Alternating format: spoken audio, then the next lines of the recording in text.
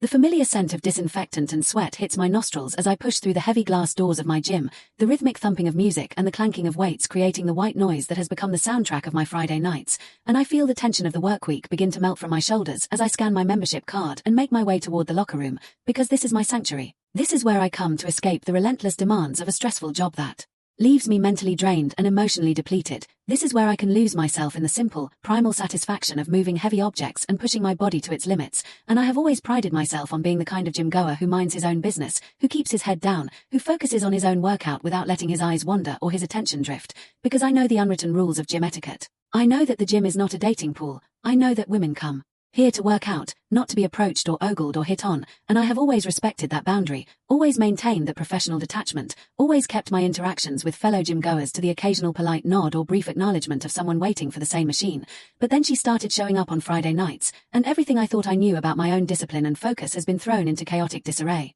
Because this woman, this stunning, captivating, utterly magnetic woman, has somehow managed to breach the fortress of my gym concentration and plant herself firmly in my thoughts, and I find myself inventing reasons to stay a little longer, choosing equipment that gives me a better view of her, timing my rest periods to coincide with her movements across the floor, and I have become the very thing I have always despised, the gym goer who is distracted by a pretty face, the person who can't seem to keep his eyes on his own workout, and I am both fascinated and horrified by this transformation, because I have never been the type to develop crushes on strangers, I have never been the type to approach women in public spaces, I have never been the type to let my imagination run wild with fantasies about someone I have never even spoken to, but there is something about her, something about the way she moves with such grace and power, something about the intensity of her focus, something about the exotic beauty of her features that I have mentally catalogued as a mix of Dominican and Brazilian, that has captured my attention in a way I cannot fully explain or justify, and as I change into my gym clothes and head out onto the floor, I find myself scanning the room for her, my heart rate already elevated with anticipation, my eyes searching the familiar landscape of equipment and bodies for that one person who has turned my Friday nights into a minefield of awkward glances and unspoken longing.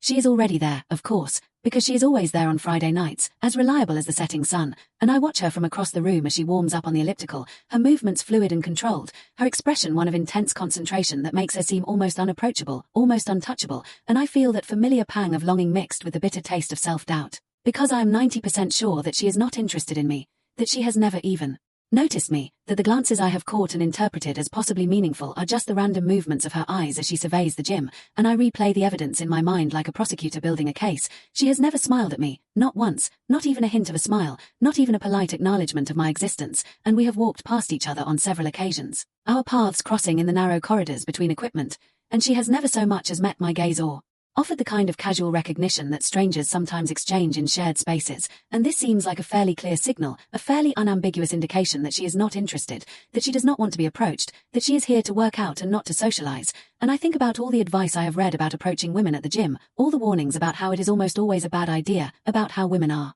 tired of being hit on while they are trying to exercise, about how the gym is one of the few places where they can feel safe from unwanted attention, and I don't want to be that guy. I don't want to be the person who makes her uncomfortable, who ruins her workout, who adds to the litany of negative experiences she has probably had with men who couldn't take a hint. But then there is the other evidence. The evidence that I cling to like a drowning man clinging to a life raft. The evidence that suggests maybe, just maybe, she has noticed me too, because last Friday, when I was curling dumbbells in the designated area, she came and stood almost directly in front of me, close enough that I could smell her perfume, close enough that I could see the muscle definition in her arms, close enough that my heart started hammering in my chest like a caged animal, and I know it could have been a total coincidence. I know she could have just been looking for space in a crowded gym. I know I am probably reading too much into a completely random occurrence, but I can't help wondering, can't help hoping, can't help thinking that maybe, just maybe, there is something there, something that warrants further investigation, something that makes the risk of rejection worth taking. The problem is that I am not a delusional person. I pride myself on being grounded, on being realistic, on being able to assess situations objectively without letting my hopes and fantasies cloud my judgment,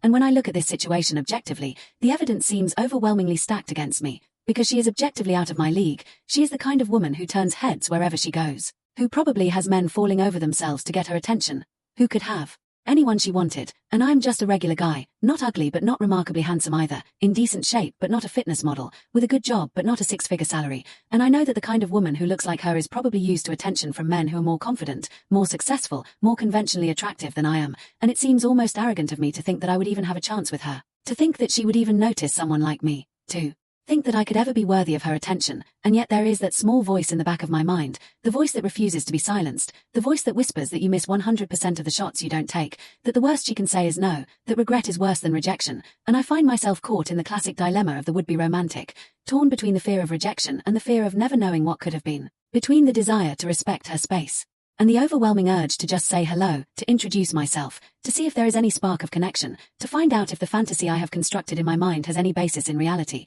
And I think about all the times I have been too afraid to act, all the opportunities one have let slip through my fingers because I was too scared to take a chance, all the women I have admired from afar and never approached. And I wonder if this is going to be another one of those stories, another missed connection, another what if that I carry with me like a stone in my shoe, and I feel a surge of determination, a sudden resolve to break the pattern, to be brave for once, to take a risk and see what happens. But even as I feel this resolve, the doubts creep back in, the familiar voice of self-sabotage reminding me that I am not good enough, that I will embarrass myself, that I will make things awkward and ruin the gym for both of us. And I am paralyzed by the conflict, unable to move forward, and unable to let go, suspended in a state of perpetual indecision that is starting to drive me crazy. Next Friday, I have been thinking, I could do something strategic, something that gives me an excuse to talk to her without it being too obvious or too aggressive, and my plan is simple. After I finish my heavy lift workouts, I will select a row of empty treadmills, preferably the ones in the middle where there is space on either side, and I will start my cool-down jog at a moderate pace, and if she happens to select the one right next to me, I will take that as a sign.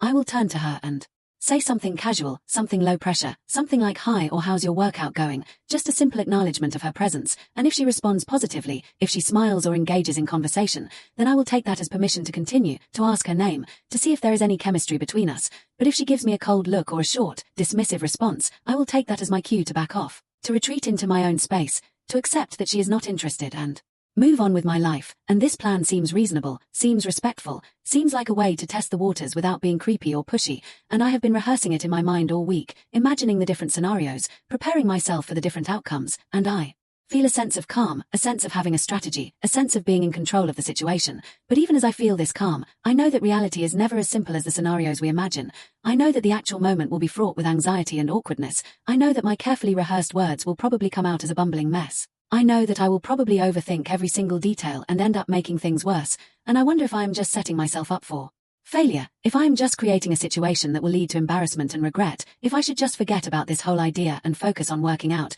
the way I have always done, the way that has always worked for me, and I think about all the reasons why approaching her is a bad idea, all the ways it could go wrong, all the potential consequences that I am not fully considering, like what if she is already in a relationship? What if she is not even interested in men? What if she is just being polite and I mistake it for interest? What if she complains to the staff and I get banned from the gym? What if I make things so awkward that I have to find a new gym, and the litany of potential disasters stretches out before me like a minefield, each possibility more terrifying than the last, and I wonder if the potential reward is worth the risk, if the possibility of getting to know her is worth the possibility of complete humiliation. And I realize that I'm going in circles. That I have been going in circles for weeks, that I will probably keep going in circles until I either take action or give up entirely, and I don't know which one I'm going to do. I think about what I really want, not just in this specific situation but in life in general, and I realize that I'm tired of being afraid, tired of letting fear dictate my choices, tired of watching opportunities pass me by because I was too scared to reach out and grab them, and I think about the kind of person I want to be, the kind of person who is bold and confident and willing to take risks, the kind of person who doesn't let the fear of rejection stop them from pursuing what they want.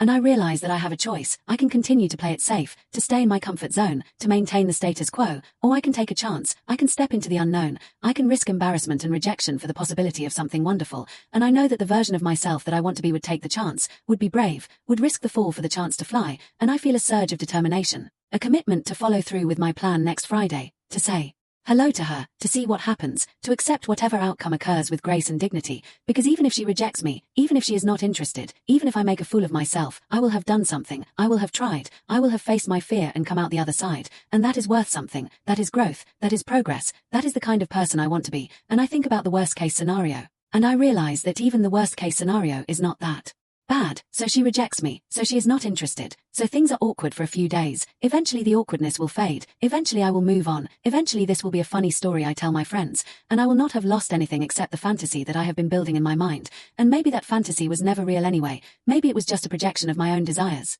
maybe the real her is not the person I have imagined at all, and meeting her, even briefly, even awkwardly, is the only way to find out, is the only way to replace the fantasy with reality, even if reality is not what I hoped it would be, and I feel a sense of liberation, a sense of freedom from the cycle of overthinking that has been consuming me, a sense of readiness to act, to take the plunge, to see what happens next, and I think about the simple words I will say, "Hi, how's your workout going?" Just a simple opening, just a way to break the ice, just a way to acknowledge her presence. And see if she is open to conversation, and I know that whatever happens, I will be okay, I will survive, I will learn from the experience and grow as a person, and that is enough, that is all I can ask for. The gym has always been my place of refuge, my sanctuary from the stresses of daily life, and I don't want to lose that. I don't want to make the gym a place of anxiety and awkwardness, and I know that whatever I decide to do, I have to do it in a way that preserves the gym as a positive space for both of us. That means being respectful, being low pressure, being willing to take no for an answer without making it weird. And I think about the kind of approach that would be most respectful, most in line with the unwritten rules of gym etiquette,